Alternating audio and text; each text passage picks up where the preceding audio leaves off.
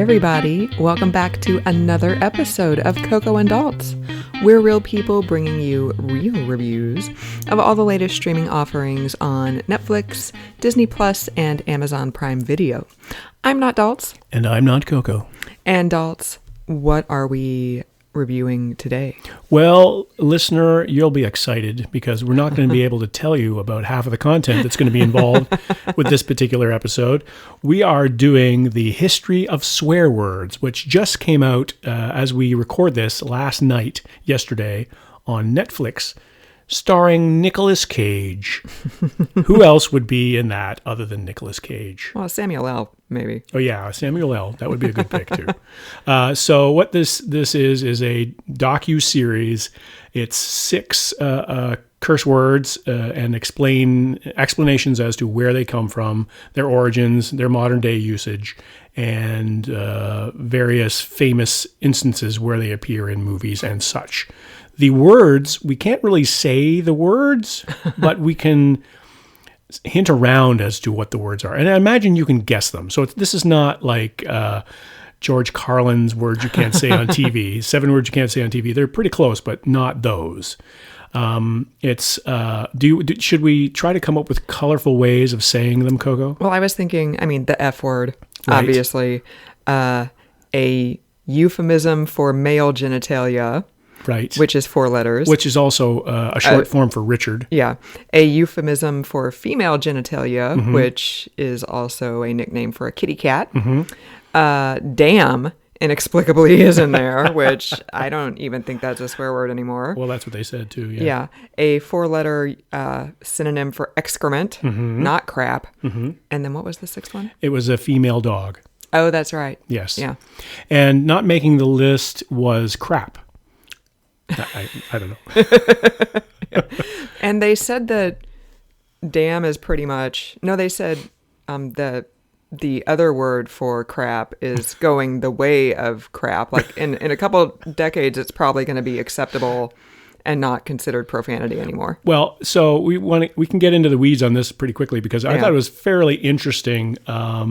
What you're talking about the evolution of some of these words. I thought one of the most interesting things about this docuseries was what will be swear words in the next generation. Like right. 40 years from now, when they were talking about, the legislators of today are 5 and 6 and 10 years old, and they'll be making the laws down the line. So the words that we're growing up with now, they're growing up with now on TV and the internet.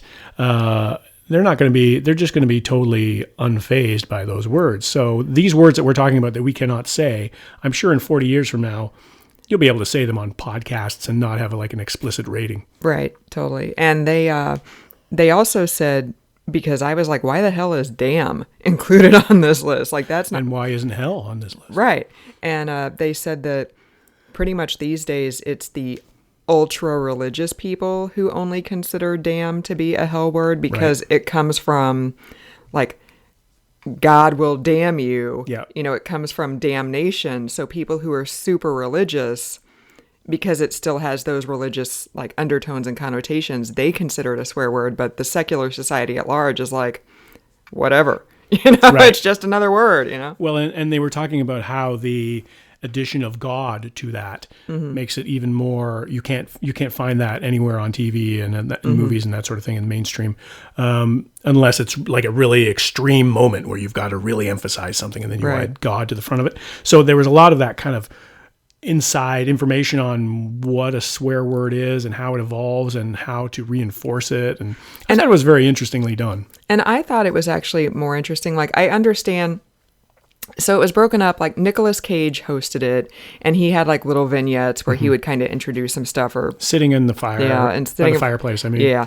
And then they interviewed 3 people who are linguists, including one lady who actually wrote dictionary definitions for Merriam-Webster. Which is awesome. And then they also interviewed comedians. And I wish... Because I was an English major and I'm kind of a language nerd, I actually wish they would have interviewed the linguists more because they always were so interesting and they were entertaining too. It's not like they were really dry, the F word comes from for unlawful carnal knowledge, which was a phrase used in 15th century England, They weren't stuffed shirts or anything No, like that. definitely. They had some really funny moments as well. Yeah. And even though the comedians were funny and I like them, it's like, you could have laid off the comedians a little bit and added more of like the actual history in there. And I think it would have been a little bit better. Yeah, I agree with that. Like one of the comedians was Sarah Silverman, who I think is pretty funny, but I don't know if she really added a whole lot other than just kind of riff on the words. And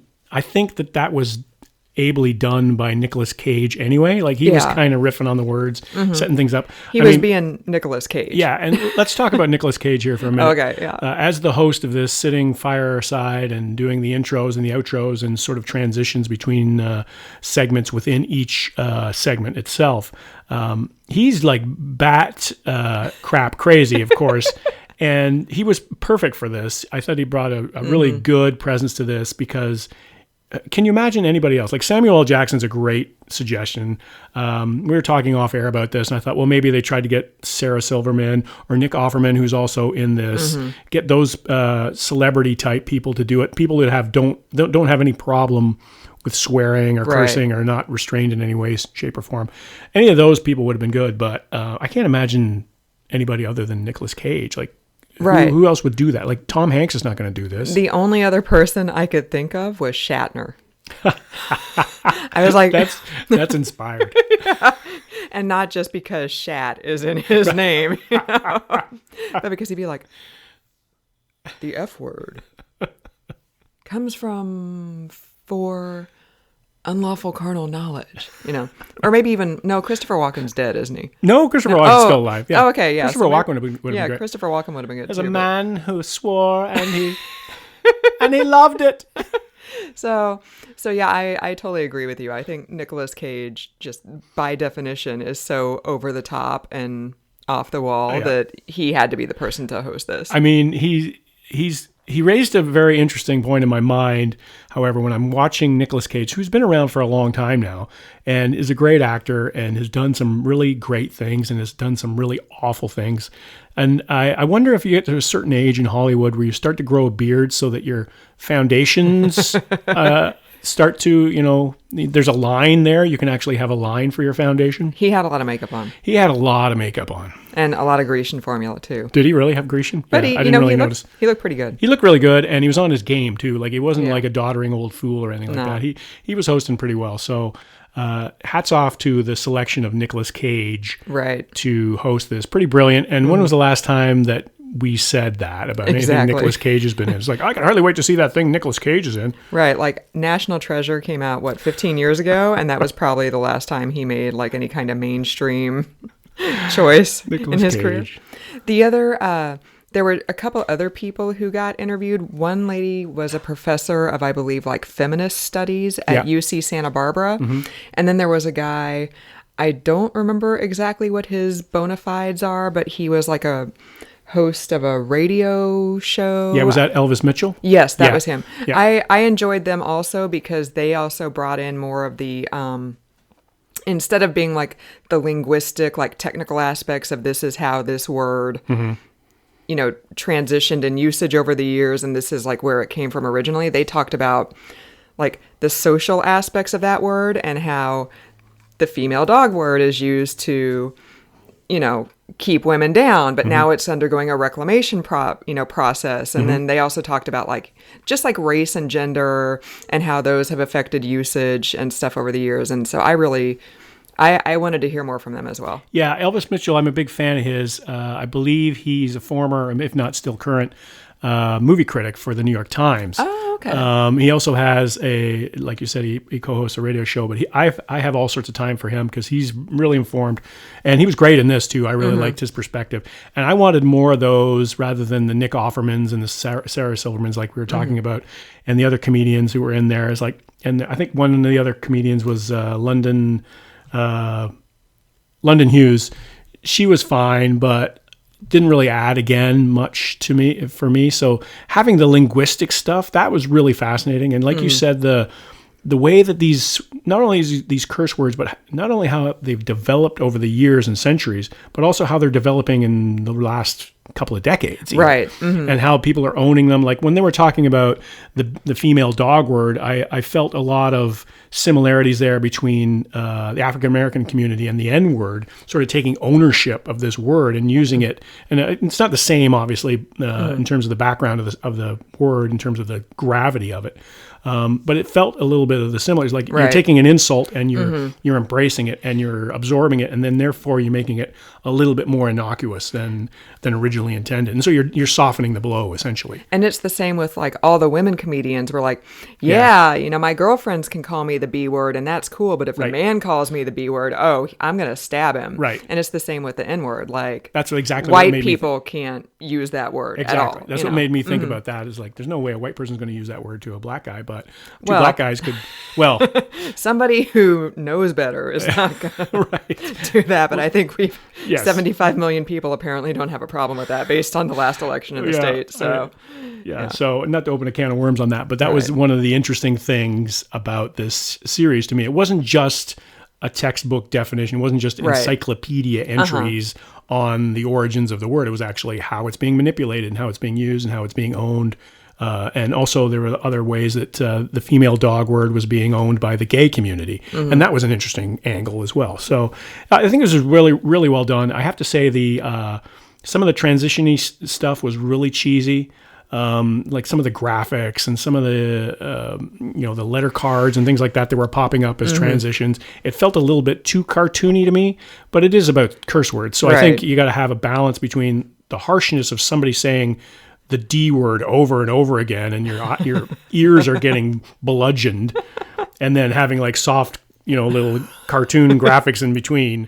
Right. This isn't a documentary about the Emancipation Proclamation. Right. It's about cuss words. Right. So. Exactly. So you got to take it with it's got to be a little bit softer. But some of them were a little bit cheesy to me. I was like, man, do we really need to put that in there? But overall, really, really well done. And like you said, it's 6 episodes and they were all 20 minutes each. Yeah. So it's not a huge time investment. I mean, it's 2 hours. Right. And it flies by. It's not really super draggy. It's 20 minutes, so how can it be super draggy? Well, and I'm also thinking like Netflix knew what it was doing when it divided all these up, because the audience that they're trying to appeal to with this is they're not going to sit through a 2.5 hour curse word documentary. It's got to be chopped up into little bits, and little accessible bits. And also these bits can be, used ad nauseum later on for little segments when you're talking about the origins of the word. And I thought it was smartly done all the way around and well packaged, and we blasted through it in a day. Yeah. And it's probably best to do this, obviously, without kids or grandparents around.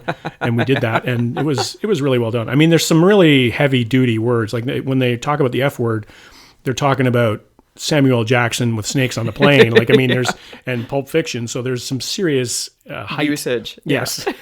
Serious height on some of these words, but you can know that going in. You know what it reminded me of, honestly, was I don't even know if it's still on, but VH1 used to have this show called Best Week Ever. Oh, yeah. And they would get a bunch of comedians on to talk about like whatever happened in pop culture that week, like Paris Hilton's sex tape or whatever. And that's what and it's, that's every other comedian's reacting to something show ever, but that's what it reminded me of. Yeah, and it's sort of like the comedian is not an expert in this instance. It's just somebody to wittily respond to the information we have received. I mean, comedians do have an arsenal of excrement jokes and male genitalia and jokes. Richard jokes. Right.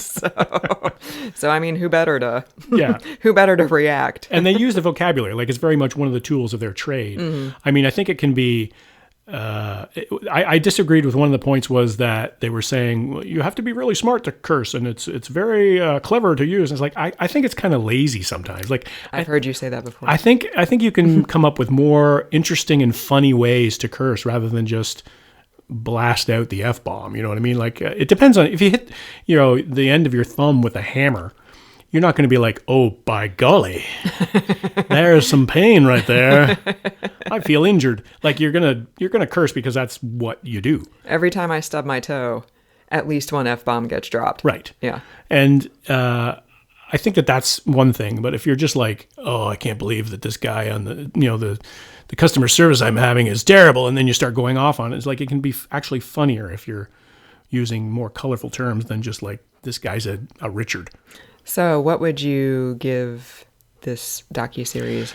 I would say, so using my new rating system out of New 10. year, new rating system. Yes, that's me. I would say this is a good solid 7. Oh, okay. Yeah, it was so very interesting. You give it the same as you gave the Bee Gees. Yeah. How Can You Mend a Broken Heart? Yeah, I learned similar amounts in both of those docs.